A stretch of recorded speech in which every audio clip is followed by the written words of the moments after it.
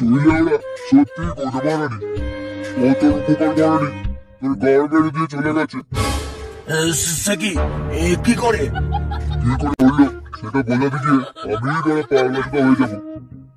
লাল আবার হিসাব লেওড়া কারণে চলে আবার দোকান খুলে বসেছে।